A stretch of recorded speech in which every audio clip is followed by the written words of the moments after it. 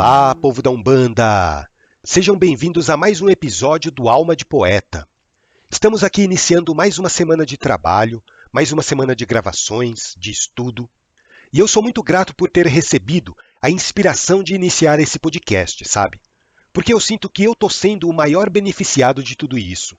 Cada episódio que eu gravo é uma oportunidade que eu tenho de consolidar conhecimento. Porque enquanto eu gravo os episódios, eu acabo relembrando muito dos ensinamentos que eu já recebi, seja por meio de livros, de mensagens espirituais, de ensinamentos recebidos oralmente de outras pessoas. E como diz a sabedoria popular, é ensinando que se aprende. Claro que eu não tenho a pretensão aqui de ensinar ninguém, né? Até porque tem gente muito mais graduada do que eu na Umbanda, que tem a capacidade muito superior à minha de transmitir conhecimento. O que eu tento fazer aqui é apenas um bate-papo com vocês sobre assuntos que possam despertar a curiosidade para que a gente possa se aprofundar ainda mais nos estudos. E é por isso que eu me sinto grato, por poder passar para vocês a minha visão de Umbanda, a minha visão de espiritualidade. E eu procuro tentar conciliar, na medida do possível, as diversas vertentes doutrinárias que existem dentro da Umbanda. Eu procuro ter uma visão mais holística de Umbanda. Holístico assim, no sentido de integralidade, de ter uma visão mais ampla, de tentar conciliar todas as vertentes filosóficas que existem dentro da nossa religião. Porque eu tenho para mim que lá no plano espiritual, a Umbanda é uma só. O que existe aqui na Terra são maneiras diferentes de se praticar essa Umbanda. Cada um à sua maneira, de acordo com o seu grau evolutivo, de acordo com as suas crenças, cada um fazendo o seu papel. É dessa maneira que a gente contribui para que a Umbanda se fortaleça cada vez mais. E eu, por meio desse podcast, tento fazer o meu papel também, né? Meu nome é Evandro Tanaka, eu sou médium umbandista, e aqui a gente fala sobre espiritualidade, religiosidade, mediunidade, sobre Umbanda e também sobre as poesias de um preto velho.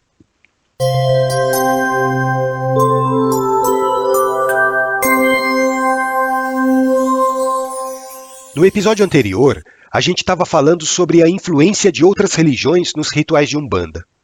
E eu disse para vocês que a Igreja Católica teve e ainda tem uma influência muito grande, né? Eu lembro que há algumas semanas atrás eu estava conversando com a Sara. Lembra da Sara? A nossa querida terapeuta. E a Sara mandou uma mensagem para mim perguntando qual era o meu entendimento sobre o Espírito Santo. Qual é a visão da Umbanda sobre o Espírito Santo? Vocês já pararam para pensar sobre isso? Você que é católico, católica, você saberia me explicar exatamente o que é o Espírito Santo? Eu estou perguntando isso porque, como eu não sou católico, eu não saberia passar para vocês a fundamentação exata que a Igreja dá para o Espírito Santo. Porque a Umbanda, assim como o Espiritismo kardecista, tem uma visão muito particular do Espírito Santo, né? A visão da Igreja Católica parece que é um pouco diferente. Me corrijam se eu estiver errado, porque eu não entendo muito de catolicismo. Mas para os católicos, o Espírito Santo faz parte da Santíssima Trindade, né? É a terceira pessoa da Santíssima Trindade. Tem o Pai, o Filho e o Espírito Santo. Nós sabemos que o Pai é Deus, isso é incontestável. E o Filho, na visão da Igreja Católica, é Jesus Cristo. Mas o que seria o Espírito Santo? A Igreja fala na comunhão com o Espírito Santo para a remissão dos nossos pecados.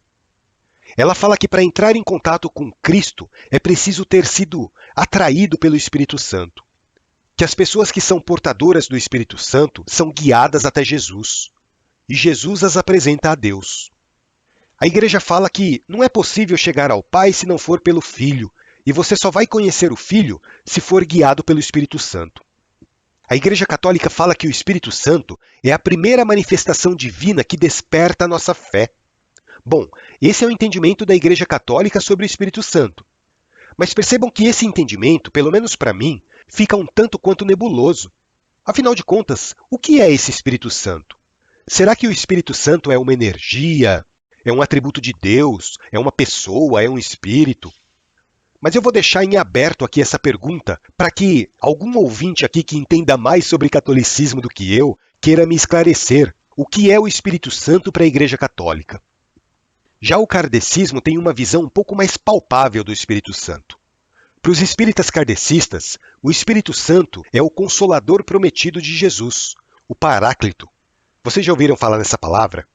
Se vocês olharem no Evangelho de João, Tem lá escrito no capítulo 14, versículo 16, quando Jesus fala assim: "E eu rogarei ao Pai, e ele vos dará outro paráclito, para que fique eternamente convosco."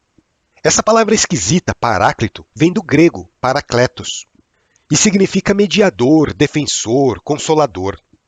Então, na visão kardecista, o Espírito Santo é o paráclito, o consolador. E o Consolador prometido por Jesus se manifestou aqui na Terra através das mensagens passadas pela espiritualidade de luz. Então, o Espírito Santo, na visão kardecista, nada mais é do que a manifestação de espíritos evoluídos nos trazendo ensinamentos por meio de mensagens consoladoras. Lembra que eu disse que a Igreja Católica fala que não é possível chegar ao Pai se não for pelo Filho e que você só chega ao Filho se for guiado pelo Espírito Santo? Pois é. Essa é a missão da espiritualidade de luz que se manifesta entre nós. Atrair a nossa atenção para as verdades do mundo espiritual, para que nós possamos nos aproximar um pouquinho mais da energia crística que nos envolve. Então, na visão kardecista, o Espírito Santo é o Consolador prometido. E esse Consolador prometido são as manifestações dos espíritos evoluídos que nos deixam mensagens para que nós possamos crescer espiritualmente. E qual seria a visão do Espírito Santo para a Umbanda? Lembra que eu disse que a Umbanda tenta absorver o que há de melhor em cada religião? Nesse sentido, a Umbanda acabou absorvendo os conceitos tanto da Igreja Católica quanto do kardecismo. Da Igreja Católica, por exemplo, a Umbanda absorveu a ritualística de fazer o sinal da cruz. Tá certo que não são em todos os terreiros que eles fazem isso, né? São mais aqueles terreiros que têm um viés católico mais forte. No catolicismo, as pessoas têm o hábito de fazer o sinal da cruz com a mão direita. Em nome do Pai, do Filho e do Espírito Santo. Amém. E eu já vi alguns terreiros de Umbanda fazerem o mesmo sinal da cruz, mas ao invés deles falarem em nome do Pai, do Filho e do Espírito Santo, eles falam em nome de Olorum, de Oxalá, da linha da esquerda e da linha da direita. Percebam que nessa simples ritualística já existe um sincretismo religioso. Já existe uma mistura de conceitos do catolicismo, do espiritismo e do africanismo. Quando a gente leva a mão direita na testa e fala em nome de Olorum, nós estamos nos referindo ao Pai, ao Deus Todo-Poderoso, a Zambi. Quando a gente desce a mão direita em linha reta até a altura do umbigo e falamos em nome de Oxalá, nós estamos fazendo referência ao Filho de Deus, a Jesus Cristo, a energia divina mais próxima que existe do Criador.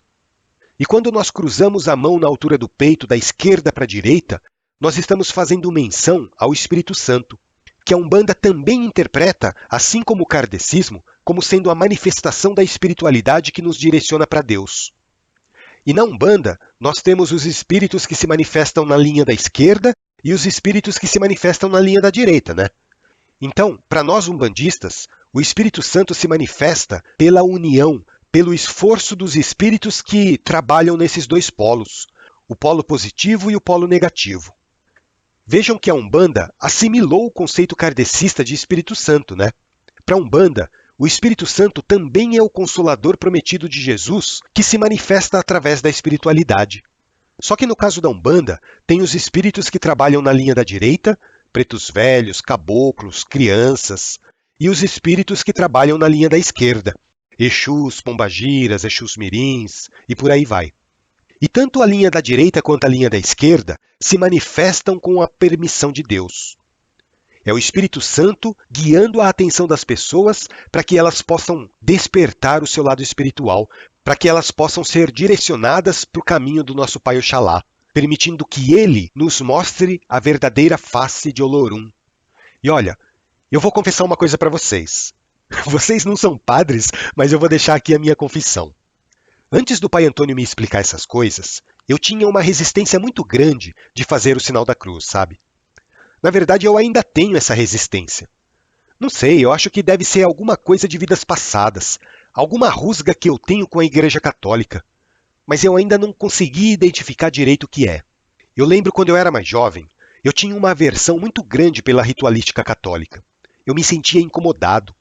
Eu acho que se eu tivesse nascido há 300 anos atrás, com certeza eu teria sido queimado na fogueira como herege.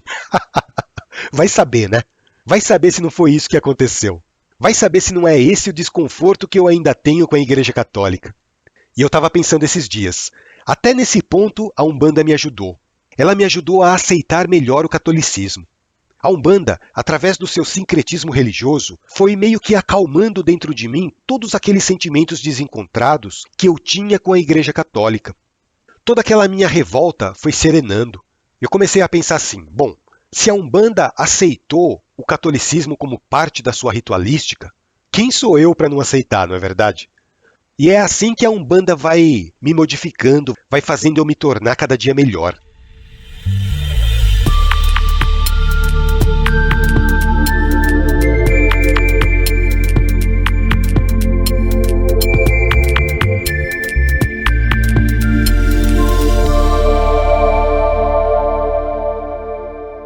E agora, mudando de assunto, a gente vai conversar um pouquinho sobre os capelinos. Mas antes da gente começar essa conversa, eu vou falar para vocês uma poesia do Pai Antônio. O Pai Antônio conta que escreveu essa poesia inspirado pelo espírito de um capelino. Se você é kardecista, provavelmente você já ouviu a história dos capelinos, né? Dos espíritos que foram exilados de Capela aqui para a Terra. Essa poesia fala da saudade que um desses capelinos tinha da sua morada celestial enquanto estava encarnado aqui no nosso mundo.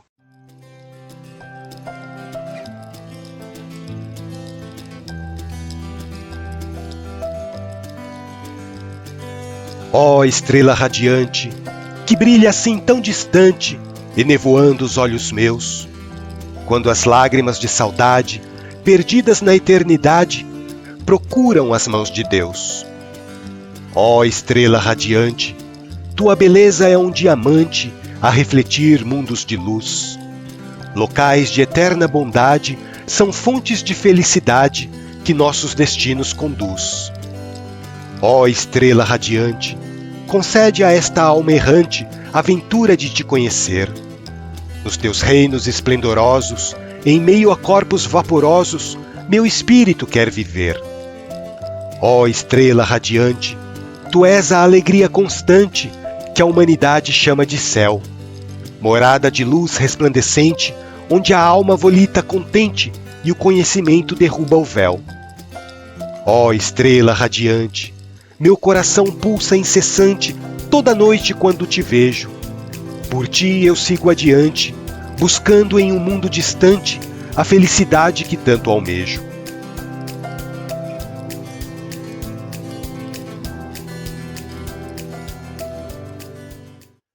Eu fico pensando quanta saudade esses espíritos capelinos não deveriam sentir do seu planeta natal enquanto estavam estagiando aqui pela Terra. Para quem não sabe, Capela é uma das estrelas mais brilhantes que existe na constelação do Cocheiro. E pela nossa astronomia, aqui no plano físico, Capela fica mais ou menos 45 anos-luz de distância da Terra. Ou seja, se nós conseguíssemos viajar na velocidade da luz, 300 mil quilômetros por segundo, ainda assim nós levaríamos 45 anos para chegar até Capela. É até difícil da gente imaginar uma distância tão grande, né, gente? Chega até a dar cãibra no cérebro. Isso porque, astronomicamente falando, Capela está aqui do lado, né? É logo ali. É praticamente vizinha da Terra. Porque existem distâncias no universo muito maiores, inimagináveis para o espírito humano. Bom, mas voltando aqui para o assunto dos capelinos. Para quem não sabe, Capela é um mundo muito mais evoluído do que o nosso. Para vocês terem uma ideia, há milhares e milhares de anos atrás, quando o planeta Terra ainda estava na fase pré-histórica, Capela já tinha uma tecnologia mais avançada do que a gente tem hoje aqui na Terra.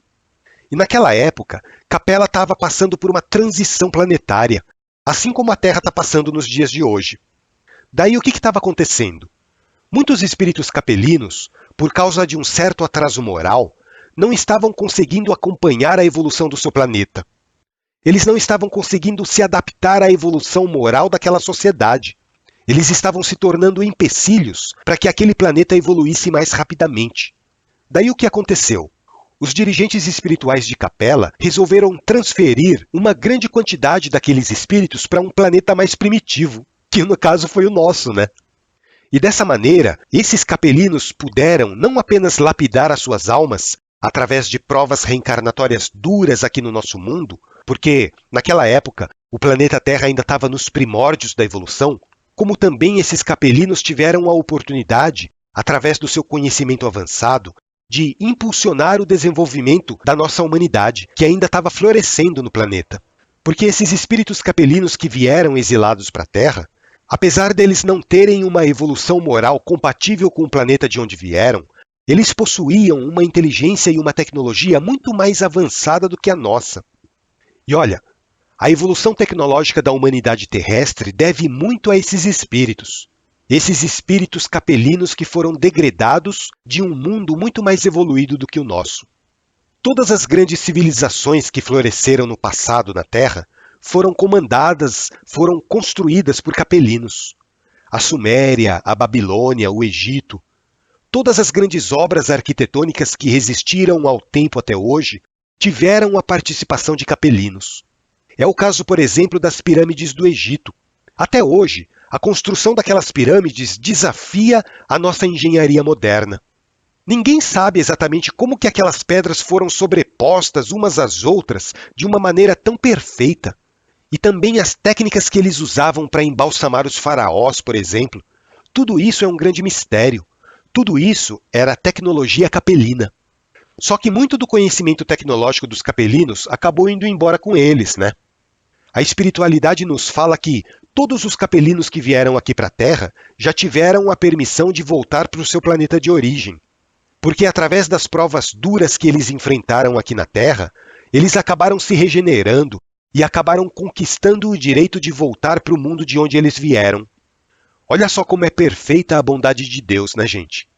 Eu costumo dizer que Deus nos dá sempre a oportunidade do recomeço. E os capelinos tiveram a oportunidade de recomeçar aqui na Terra.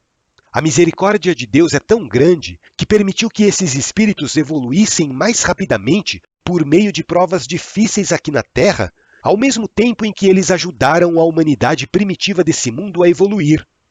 Os capelinos transferiram parte do conhecimento e da tecnologia que possuíam. Lógico que eles fizeram isso nos limites em que o homem daquele tempo conseguiu assimilar, né? E sabe o que é interessante? A história está se repetindo. As mesmas leis divinas estão sendo aplicadas aqui no planeta Terra, da mesma maneira que foi aplicada lá em Capela há milhões de anos atrás. Muitos espíritos aqui do nosso planeta estão sendo transferidos da Terra para mundos mais primitivos do que o nosso. São espíritos que não estão mais conseguindo acompanhar a evolução moral da humanidade.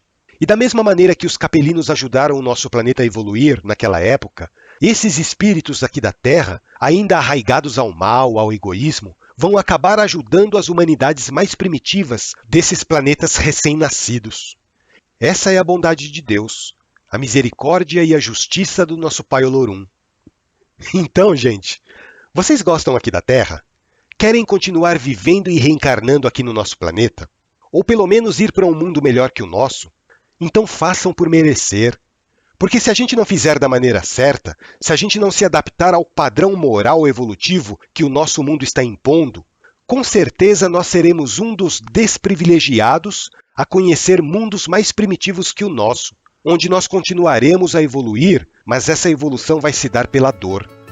Daí, quem sabe, vivendo no mundo pré-histórico, você vai falar para a humanidade de lá sobre Umbanda, orixás, sobre o amor, mostrando a eles o caminho para o despertar da espiritualidade. Espero que vocês tenham gostado do episódio de hoje. E vocês acham que tudo isso é viagem minha? Então continuem pensando assim e vocês vão ver como essa viagem vai se tornar real. Um grande abraço para vocês, fiquem com Deus, reflitam e que nós possamos continuar despertando a nossa consciência cada vez mais.